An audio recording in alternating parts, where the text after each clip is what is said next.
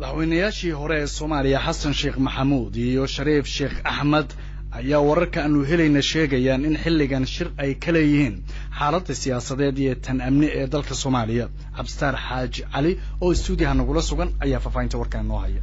madaxweynayaashii hore ee Soomaaliya Xasan Sheekh Maxamuud iyo Shariif Sheekh Axmed oo ay helinayaan xildhibaan ka tirsan golaha shacabka ee baarlamaanka Soomaaliya ee kala Faarax Sheekh Cabdulqaadir iyo xildhibaan Maxamed Abuukar Islow Ducaale ayaa haatan kulan ku leh hoyga Muqdisho uu ka degan yahay madaxweynihii hore ee Soomaaliya Sheekh Shariif Sheekh Axmed oo ah gudoomiyaha golaha midowga musharaxiinta. kulanka musharaxiintan ayaa looga arinsanayaa xaaladii ugu dambeeyay siyaasadda dalka iyo arrimaha doorashooyinka oo dhawaan la filayo in laga shiro 20ka bishan May 2021. ra'iisul wasaaraha xukuumadda xilgaarsiinta Maxamed Xuseen Rooble ayaa dhawaan shaaciyay Soomaaliya ay galayso xaalad doorasho. Rooble waxa uu sheegay inuu socdo diyaar garowga shirka lagu wado in Muqdisho uu ka furmo 20ka bishan May kaas oo xal looga gaarayo khilaafka doorashada Soomaaliya.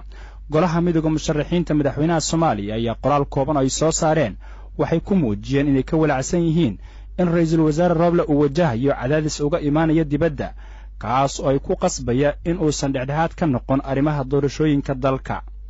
sidoo kale midowga musharaxiinta waxay ugu baaqeen ra'iisul wasaare Rooble inuu joojiyo safarrada aan loo baahnayn ee dibadda sidoo kalena uu muujiyo madax bannaani isla markaana si dhaqsi ah u bilaabo hawsha doorashooyinka si hufan.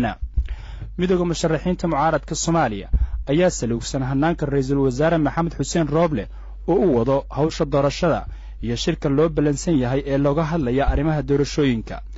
waxyaabaha ay walaaca ka muujinayaan waxaa ka mid ah in dawladda Soomaaliya ay diiday ergeygii midowga Afrika u soo magacaawday Soomaaliya maadaama markii hore dawladdu ay dalbatay sida ay mucaaradku ku doodayaan iyo in diyaar garowga shirka loo balansan yahay 20ka bishan May ay habacsanaan ka muuqato inkasta uu ra'iisul wasaare Rooble ku celiyay in shirku waqtigiisa uu ku dhici doono. Ridwaan Xirsi Maxamed oo ka mid ah mucaaradka ayaa BBC-da u sheegay in sababta ay xilligan cabsida uga muujinayaan ay tahay in gabaabis uu ka muuqdo hawshii la rabay in la qabto shirka ka hor.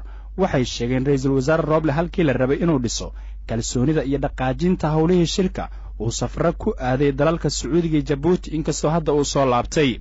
sidoo kale midowga musharaxiinta mucaaradka ayaa sheegay in qaar ka mid ah heshiisyadii ay la galeen ra'iisul wasaare Rooble aanay ilaa hadda fulin taasoo sida ay sheegeen ka mid ah waxyaabaha hadda keenay walwalka ay qabaan. shirka loo balansan yahay ee uu horey u shaaciyay ra'iisul wasaare Maxamed Xuseen Rooble ayaa lagu wadaa in la qabto 20ka bishan May waxaana xoogga lagu saarayaa arrimaha doorashooyinka iyo xalinta tabashooyinka dhinacyada ay qabaan.